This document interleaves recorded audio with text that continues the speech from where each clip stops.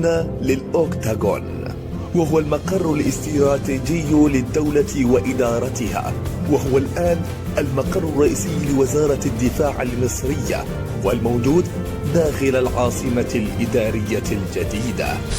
إلى أين مصر اليوم؟ الأوكتاغون اليوم أخذ الأكبر مساحة والأضخم في العالم، لأنه تخطى وزارة الدفاع الأمريكية والصينية والروسية. تصميمه مأخوذ من البنتاغون الأمريكي، ويعرف بالأوكتاغون، وتعني 8 الأضلاع أو الزوايا في اللغة اليونانية القديمة، وهذا لأنه صمم على شكل مبنى من 8 أضلاع مرتبطة بممرات موصولة بمبنى رئيسي في الوسط.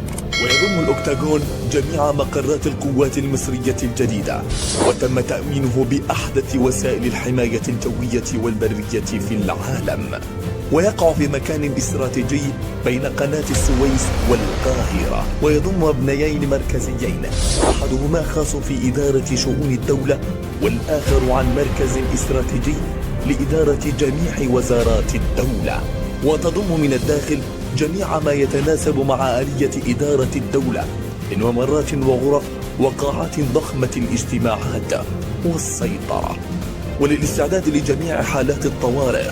ويمتد المقر على مساحة 22,000 فدان، ويضم 13 منطقة تختلف كل واحد منهما عن الأخرى، ويحتوي على مركز لتنسيق الأعمال لدفاع الدولة، وأيضا مركز لبيانات استراتيجي للدولة والذي يحتوي على بيانات الدولة كافة، ومركز للتحكم في الشبكة الاستراتيجية المغلقة للسيطرة على الجهاز الإداري، بالإضافة إلى مركز للتحكم في جميع مرافق الدولة، ومركز للتحكم في شبكة الاتصالات، ويضم أيضا مركز الاتصالات المختص بالسلامة الميدانية والطوارئ، ومركزا للتنبؤات الجوية ليكون مستعدة لأي تغيرات جوية مفاجئة. ويتكون أيضا من مخازن ضخمة جدا التي تؤمن احتياجات الدولة من السلع الاستراتيجية، ويحتوي على أماكن للترفيه ومساجد وكنائس ومشروعات سكنية ومولات تجارية ضخمة. هذا الموقع الأضخم في العالم مؤمن من قوتين من الحرس الجمهوري ووسائل تأمين أخرى، وهو ما يجعل الدولة قادرة على إدارة شؤونها بسهولة وانسيابية تحت مختلف الظروف وأصعبها. يوفر أيضا خططا استراتيجية لحال تم الهجوم على المقام ليؤمن على حياة المتواجدين قدر الإمكان.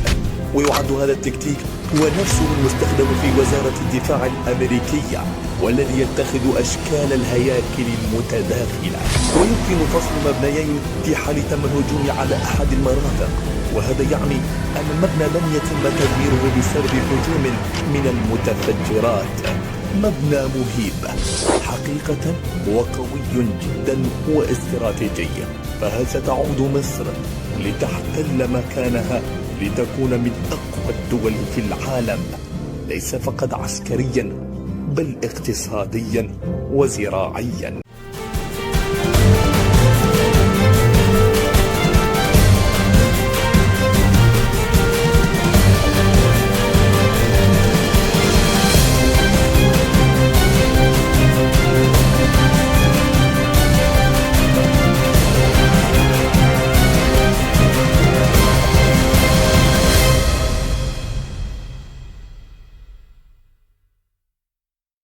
السلام عليكم.